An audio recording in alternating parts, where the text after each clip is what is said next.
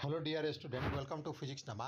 आज के इस वीडियो में हम लोग आईआईटी 2020 में आए फिजिक्स से आए एक क्वेश्चन को सॉल्व करेंगे। यह क्वेश्चन रिलेटिव मोशन से लिया गया है, तो आइए क्वेश्चन को देखते हैं और इसको सॉल्व करते हैं। When a car is at rest, its driver sees rain drops falling on it vertically. When driving the car with speed v, he sees that raindrops are coming at an angle of 60 degree from the horizontal. On further increasing the speed of the car to 1 plus beta v, this angle changes to 45 degree. The value of beta is close to, इसमें 4 option दिया गया है, उसमें से beta का जो value है उसके किसके इक्वल है वो हमें बताना है। तो इसमें क्वेश्चन में दिया गया है कि एक कार है, वह रेस्ट पर है और बारिश की बूंदें ड्राइवर देखता है, तो उससे बारिश की बूंदें वर्टिकली डाउनवर्ड डायरेक्शन में गिरती हुई नज़र आती है। अब ड्राइवर क्या करता है कि जो कार है उसको मूव करता है और वह भी वेलोसिटी से मूव करता है। तो अब उसको जो बारिश की बूंदें हैं वह हॉरिजॉन्टल के साथ 60 डिग्री एंगल बनाती हुई नज़र आ रही है।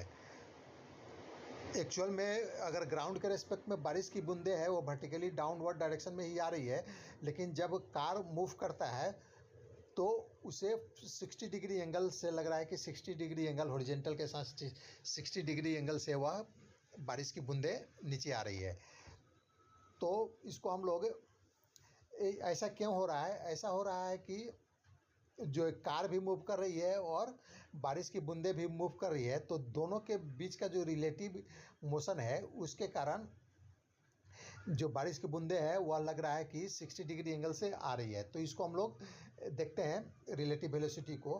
तो रिलेटिव वेलोसिटी निकालने के लिए हम क्या करते हैं कि जिस बॉडी के रेस्पेक्ट में किसी दूसरे बॉडी का रिलेटिव वेलोसिटी निकालना रहता है, तो जिसके रेस्पेक्ट में रिलेटिव वेलोसिटी निकालना रहता है उसके वेलोसिटी को माइनस कर देते हैं। तो वेलोसिटी यहाँ पर वेक्टर क्वांटिटी है, तो हम वेक्टर एडिशन करेंगे। तो आइए इसको देखते हैं। ये हॉरिजॉन्टल डायरेक्शन में कार का वेलोसिटी है, इसको ग्राउंड के रेस्पेक्ट में है, तो इसको हम लोग VCG लिखेंगे क्योंकि velocity of car with respect to ground. और बारिश की बूंदे का जो ग्राउंड के रेस्पेक्ट में वेलोसिटी है वह डाउनवर्ड डायरेक्शन में है, तो इसको हम लोग येलो एरो से दिखाए हैं, तो VRG हो जाएगा। और जो कार का जो वेलोसिटी है उसके अपोजिट डायरेक्शन में क्या हो जाएगा, -CG हो जाएगा। तो हम अगर दोनों को माइनस करते हैं VRG माइनस VCG, तो यह इस डायरेक्शन में बारिश की बूंदें हमें दिखाई देगी, यानी कार के ड्राइवर को बारिश की बूंदें इस डायरेक्शन में दिखाई देगी हॉरिजॉन्टल के साथ 60 डिग्री एंगल बनाते हुए। तो इसको हम लोग, यह जो ट्राइंगल है इसको हम इस ट्राइंगल से हम 1060 डिग्री इक्वल टू क्या हो जाएगा, VRG बाई माइनस VCG। और 1060 डिग्री का वैल्यू होता है √3, तो यह इक्वल हो जाएगा VRG बाई V। यहाँ पर कार का जो वेलोसिटी है ग्राउंड के रेस्पेक्ट में V क्वेश्चन में दिया गया है, तो यह हो जाएगा V और यह हो जाएगा इक्वेशन 1 मान लेते हैं। अब क्वेश्चन में फर्दर दिया गया है उसको देखते हैं। अब कार का स्पीड को ड्राइवर इंक्रीज कर देता है, इंक्रीज करता है 1 प्लस बीटा V। तो इस केस में ड्राइवर को महसूस होता है कि जो बारिश की बूंदें हैं वह 60 डिग्री नहीं बना रही है, अभी 45 डिग्री एंगल से वह बारिश की बूंदें गिरती हुई नज़र आ रही है।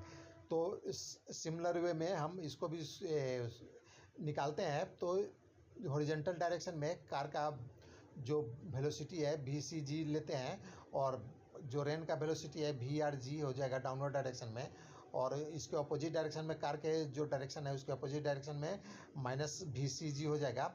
और यह अभी एंगल 45 डिग्री बना रहा है हॉरिजॉन्टल के साथ रेन का ड्रॉप। तो यह इस ट्राइंगल में हो जाएगा 1045 डिग्री इक्वल हो जाएगा VRG बाई माइनस VCG।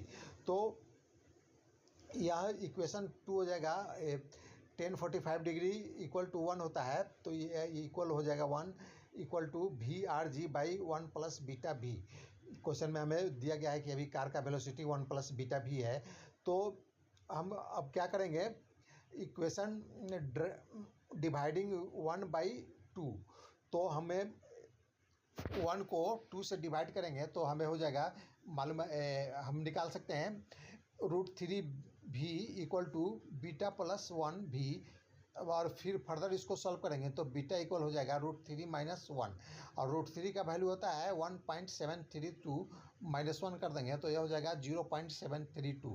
तो जो हमारा ऑप्शन है क्वेश्चन में वह है 0.73, तो वह वाला ऑप्शन सही होगा। तो आज का यह वीडियो समाप्त हुआ। अगर आपको पसंद आए तो इसे लाइक करें, शेयर करें। Thanks for watching.